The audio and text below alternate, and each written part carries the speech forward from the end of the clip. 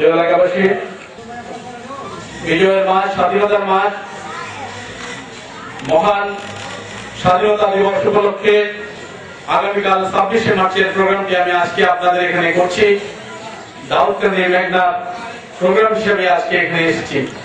প্রিয় এলাকাবাসী, আজকে যাদের জন্য কথা বলছি, যাদের জন্য বাংলা ভাষায় কথা বলতে পারছি, সেই শহীদদের শ্রদ্ধার সঙ্গে স্মরণ করতে হয়। আপনারা জেনে খুশি হবেন, দাউদকান্দি এতটা অঞ্চলের একটি বড় মুক্তিযোদ্ধা পরিবারে আমার জন্ম হয়েছে। আমি মুক্তিযুদ্ধের রক্ত আমার গায়ে, বাংলাদেশের স্বাধীনতার মাসে আমার জন্ম। আজকে স্বাধীনতার বয়স থেকে শুরু করে এই পর্যন্ত স্বাধীনতার যত কত বছর, আমারও ততটি বছর 40-এ উত্তীর্ণ হয়েছি আমি।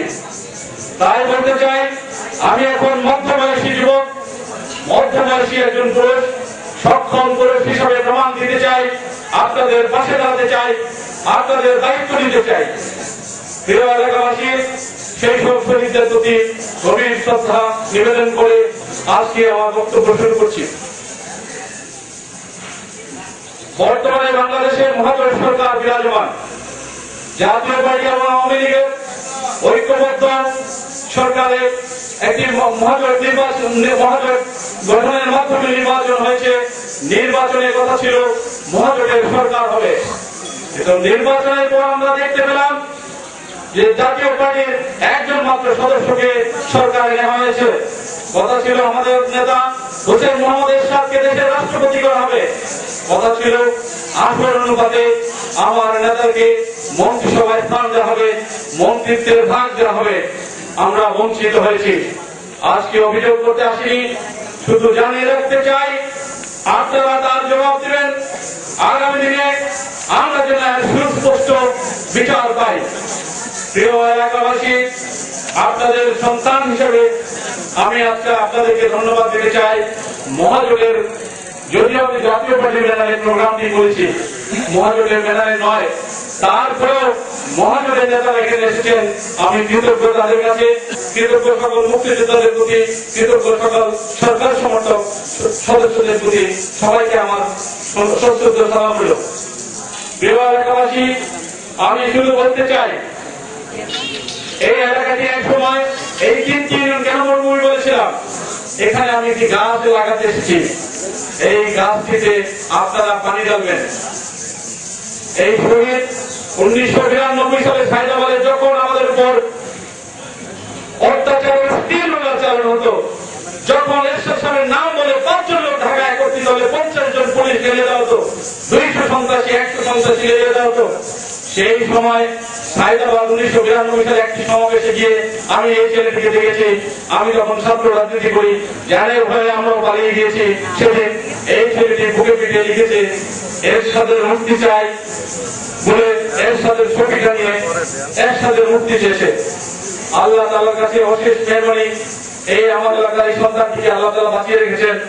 আমরা অনেকে গুলির মুখে প্রবল বৃষ্টির মতো বোমা বর্ষণ হচ্ছিল, সেই বোমা থেকে আমরা বেঁচে এসেছি। এরকম অসংখ্যবার ঢাকার রাজপথে গুলির সম্মুখীন হয়েছি, বোমার সম্মুখীন হয়েছি।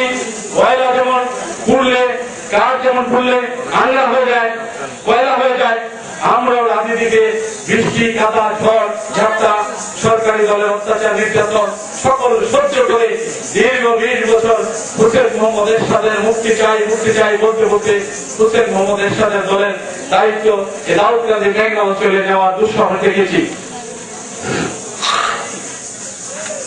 দুঃসাহসের কারণে বলবো, দাউদকান্দি মেঘনা অঞ্চলে 29টি ইউনিয়ন ছিল। দাউদকান্দি ভেঙে মেঘনায় 8টি ইউনিয়ন, দাউদকান্দিতে 16টি ইউনিয়ন, একটি পৌরসভা, তিতাস 9টি ইউনিয়ন। তখন এই সমস্ত এলাকাটা ছিল দাউদকান্দি মেঘনা এলাকা মিলে একটি নির্বাচনী এলাকা। দাউদকান্দি মেঘনার এই 3টি আসন, এই 3টি ইউনিয়ন, এই চন্দনপুর, রাধানগর, মানিকাচর, এই 3টি ইউনিয়ন আপনারা বন্যার সঙ্গে দীর্ঘদিন ভোট দিয়েছেন। আমি একটি শুভ লক্ষণ দেখতে পেয়েছি, এখানে এসে যে বিদ্যুৎ আছে, দাউদকান্দির অনেক জায়গায় বিদ্যুৎ মন্ত্রী ছিল আমাদের, বিদ্যুৎ পায়নি দাউদকান্দির মানুষ। মেঘনার অনেক জায়গায় বিদ্যুৎ পায়নি, কিন্তু মেঘনার এই অবহেলিত এলাকায় এসে আমি দেখলাম যে এই অংশে বিদ্যুৎ আছে। যে লোকটি কাজটি করেছেন তাকে ধন্যবাদ। তার উদারতার জন্য নদী পার করে আমার এই গ্রামবাসীকে এই অবহেলিত অঞ্চলকে আলোকিত করেছেন। পাশাপাশি তাকে তিরস্কার করতে চাই। 1990 সালের ক্ষমতার পালাবদলের পর তিনি যখন ক্যাবিনেট সেক্রেটারি ছিলেন, তিনি রওশন এরশাদকে মা রেখেছিলেন, হোসেন মোহাম্মদ এরশাদকে পিতা রেখেছিলেন। তাকে তার হোমনায় যাতায়াতের জন্য গাড়ির রাস্তা করে দিয়েছেন। হোমনা লোক এক সময় লঞ্চে করে ঢাকায় যেত, নারায়ণগঞ্জে যেত। আপনারা জানেন এই অঞ্চলের মানুষ এই নদী দিয়ে পার হতে দেওয়া। এখনো হোমনার অনেক এলাকার মানুষ লঞ্চে পার হয়, যারা এই এলাকার বাড়ি। এই দুর্গম এলাকাটিকে বসবাস যোগ্য করে দিয়েছেন আমার নেতা পল্লী বন্ধু হোসেন মোহাম্মদ এরশাদ। সেই মুনাফেক কে? এই মুনাফেক আপনারা তাকে চিনেন। তিনি এরশাদ সাহেবের ক্ষমতার সময় ক্যাবিনেট সেক্রেটারি ছিলেন। ক্ষমতার পালাবদলের পরের দিন তিনি প্রথমে গেলেন জামায়াতের নমিনেশন চাওয়ার জন্য, তারপরে গেলেন বেগম জিয়ার কাছে বিএনপির নমিনেশন চাওয়ার জন্য। তিনি নিয়েছেন, সফল হয়েছেন। আমি সাদাকে সাদা বলছি, কালাকে কালো বলছি। তার একটি ভালো কাজের প্রশংসা করেছি, তার খারাপ কাজগুলো আপনাদের সামনে সাংক্ষিক উপস্থাপন করলাম। আমি ব্যক্তি বিশেষের সমালোচনা করার জন্য এখানে আসিনি। আমি শুধু আজকে আপনাদের সঙ্গে পরিচিত হওয়ার জন্য এরশাদ সাহেবের উন্নয়ন, এরশাদ সাহেবের কর্মকাণ্ড, আগামী দিনে আমাদের করণীয়, আমি আপনাদের কতটুকু পাশে দাঁড়াতে পারি, আপনারা আমার কতটুকু পাশে দাঁড়াতে পারেন, এই অঙ্গীকার নেওয়ার জন্য আজকে এসেছি। প্রিয় এলাকাবাসী, এরশাদ সাহেব দীর্ঘ 9 বছর ক্ষমতায় ছিলেন। ক্ষমতার সময় তিনি দুইটি মূল্যবান কথা বলে গেছেন। 68,000 গ্রাম বাঁচলে বাংলাদেশ বাঁচবে। তিনি 68,000 গ্রামের কথা চিন্তা করে পল্লী বিদ্যুৎ উন্নয়ন করেছেন, রাস্তাঘাটের উন্নয়ন করেছেন, গ্রামে গঞ্জে হাটে বাজারে চলাচলের সুযোগ করে দিয়েছেন, মসজিদে বিদ্যুৎ বিল মওকুফ করে দিয়েছেন, মসজিদের গ্যাস সংযোগ দিয়েছেন, অনেক জায়গায় মসজিদের ছাত্রদের এতিমখানার থাকার ব্যবস্থা করে দিয়েছেন, মাদ্রাসার উন্নয়ন করেছেন, এদেশের ইসলামকে রাষ্ট্রধর্ম ঘোষণা করেছেন।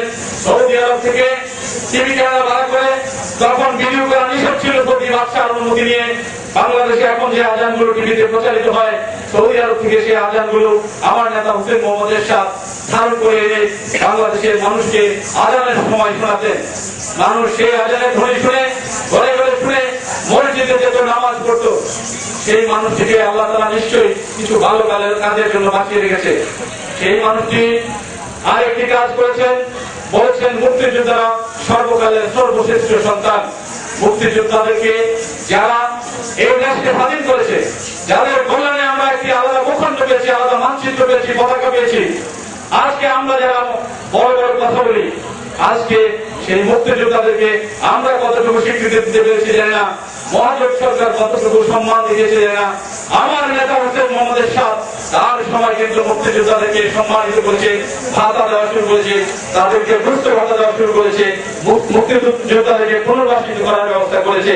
তারই পথ ধরে অন্যান্য সরকারগুলো আংশিক তাদের পাশে দাঁড়িয়েছে। হয়তো অদূর ভবিষ্যতে এই দেশের মুক্তিযোদ্ধাদের সন্তানরা, মুক্তিযোদ্ধারা যারা বেঁচে আছেন, যারা মরে গিয়েছেন, তাদের আত্মার মাগফিরাত কামনা করছি, তাদের সন্তানরা সুখে সমৃদ্ধিতে বসবাস করতে পারবে। প্রিয় এলাকাবাসী, আজকে যোগাযোগ ব্যবস্থা উন্নত হয়েছে।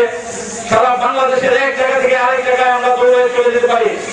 এমন দিন ছিল এই দাউদকান্দি থেকে ঢাকা যেতে, দাউদকান্দি ঘাট পার হতে সারাদিন পেরিয়ে যেত। কিন্তু সেদিন কিন্তু আমাদের আর বেশি দিন অপেক্ষা করতে হয়নি।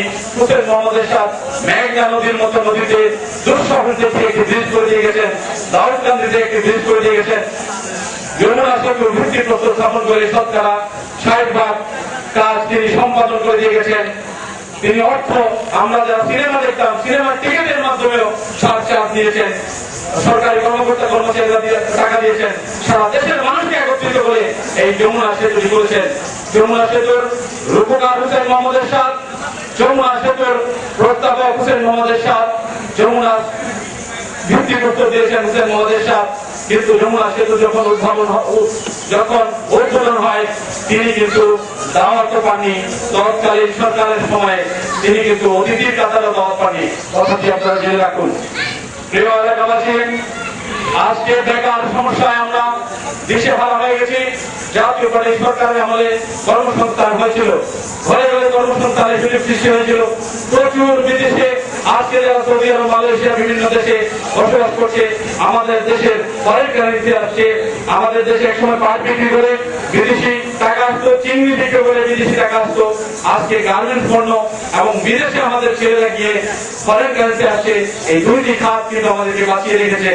আল্লাহ তাআলা নিশ্চয়ই মানুষের বাঁচার বিকল্প ব্যবস্থা করেন কারো না কারোর মাধ্যমে। ওই কাজগুলো কিন্তু হুসেইন মোহাম্মদ এরশাদ করে গিয়েছেন। প্রিয় এলাকাবাসী, সরকারি চাকরিজীবীদেরকে তিনি বেতন বাড়িয়েছেন, পেনশন দিয়েছেন, বোনাস দিয়েছেন, রেশনিং পদ্ধতিতে তাদেরকে সুযোগ সুবিধা দিয়েছেন। আজকে যারা সরকারি কর্মকর্তা কর্মচারী তারা জানবেন বিষয়গুলো। এরশাদ সাহেবের ক্ষমতার পালাবদলের পর অনেকগুলো মামলা হয়েছে, প্রায় শতানেক মামলা হয়েছে। এখনো 8-10টি মামলায় তাকে দিনের পর দিন হাজিরা দিতে হয়। প্রত্যেকটি মামলায় তিনি নির্দোষ প্রমাণিত হয়েছেন। ইরাকের প্রেসিডেন্ট সাদ্দাম হোসেন তাকে একটি অস্ত্র দিয়েছিল হুসেইন মোহাম্মদ এরশাদকে। এই মামলায় তিনি বেকসুর খালাস পেয়েছেন। পরবর্তীতে এই মামলায় তাকে 3.5 বছর জেলে রাখা হয়েছে। এমনি ভাবে প্রত্যেকটি মামলায় তিনি বেকসুর খালাস পেয়েছেন। পালাক্রমে বিভিন্ন সরকারের পালা বদলের পরে শেখ হাসিনা, খালেদা জিয়ার বিরুদ্ধে কিন্তু মামলা হয়েছে। তারা যখন বিরোধী দলে গেছেন তখন কিন্তু তাদের মামলা প্রত্যাহার হয়ে যায়, তাদের আদালতে হাজিরা দিতে হয় না। আমার নেতা, দেশের সাবেক রাষ্ট্রপতি, একজন সেনাপ্রধান হিসেবে তাকে আদালতে গিয়ে দাঁড়িয়ে থাকতে হয় এখনো বিচার প্রার্থনার জন্য। আজকে এই কারণে একটি ভাই আগে দাঁড়িয়ে বলেছেন, এই মেঘনাকে আলাদা করে আমরা কথা বলতে পারছি। এই মেঘনা দাউদকান্দির অন্তর্গত ছিল, আজকে আলাদা উপজেলা হয়েছে। সারা বাংলাদেশে আমাদের 464টি উপজেলা হয়েছে। 464টি উপজেলা এখন 484তে দাঁড়িয়েছে। এগুলো এরশাদ সাহেবের উন্নয়নের, এরশাদ সাহেবের সংস্কারের এই কর্মকাণ্ড। আজকে উপজেলা হয়েছে বলে এখানে কৃষি অফিস হয়েছে, কৃষকরা বীজ নিতে পারছে। আজকে উপজেলা হয়েছে বলে এখানে ওসি হয়েছে, টিউন হয়েছে। আপনাদের এখানে আসার আগে ওসির সঙ্গে আমি কথা বলেছি, টিউনের সঙ্গে কথা বলেছি। আমার এলাকার মানুষ বিপদগ্রস্ত হলে যেন সাহায্য করে, আমি মেঘনাবাসীকে সাহায্য করার জন্য ওসি সাহেবকে বলেছি। আজকে মেঘনা অঞ্চল, আজকে অনেক জায়গায় রাস্তা নাই। এমন একদিন আসবে খুব অল্প সময়ের মধ্যে ইনশাআল্লাহ দেখবেন আপনারা কুমিল্লার সঙ্গে, ঢাকার সঙ্গে, দাউদকান্দির সঙ্গে সড়ক যোগাযোগ, খুলনার সঙ্গে অনেক উন্নত সড়ক যোগাযোগ হয়ে যাবে। সেই উন্নয়নের সূতিকাগার কে? হুসেইন মোহাম্মদ এরশাদ। সেই উন্নয়নটি সূতিকাগার রূপ করে গিয়েছেন আমার নেতা হুসেইন মোহাম্মদ এরশাদ। প্রিয় এলাকাবাসী, আমার নেতা দেশের 4টি বিভাগে, তখন 4টি বিভাগ ছিল, ঢাকা, চট্টগ্রাম, রাজশাহী, খুলনা। এই বৃহত্তর 4 বিভাগে 4টি হাইকোর্ট ডিভিশনকে ভাগ করে দিয়েছিল। আমাদের বড় বড় লয়াররা ঢাকা থেকে যাবেন না, বিচারপতিরা ঢাকার এই আরামবাজার, গুলশান বাজারের বাড়ি ছেড়ে যাবেন না। সেই কারণে তারা কিন্তু হাইকোর্টগুলো তখন হতে দেননি। আজকে যদি হাইকোর্ট চট্টগ্রামে থাকতো, আজকে যদি হাইকোর্ট খুলনা, রাজশাহীতে থাকতো, তাহলে কিন্তু চট্টগ্রামের লোক, বিভিন্ন এলাকার লোক ঢাকায় যেয়ে পড়ে থাকতে হতো না।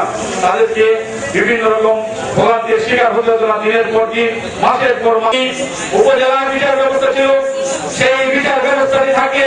আজকে মেঘনায় বসে এই চন্দনপুরের বাসিন্দারা মেঘনায় গিয়ে বাড়িতে বার্তা ভাবকে পায়ে হেঁটে আপনার মামলার বাড়ির কাজ করে আবার বাসায় ফিরে আসতে পারতেন। আপনাকে কিন্তু এই বিচার ব্যবস্থাটি না থাকার কারণে ঠিকই কুমিল্লায় যেতে হয়। সুতরাং আমরা যে পূর্ণাঙ্গ উপজেলার ব্যবস্থা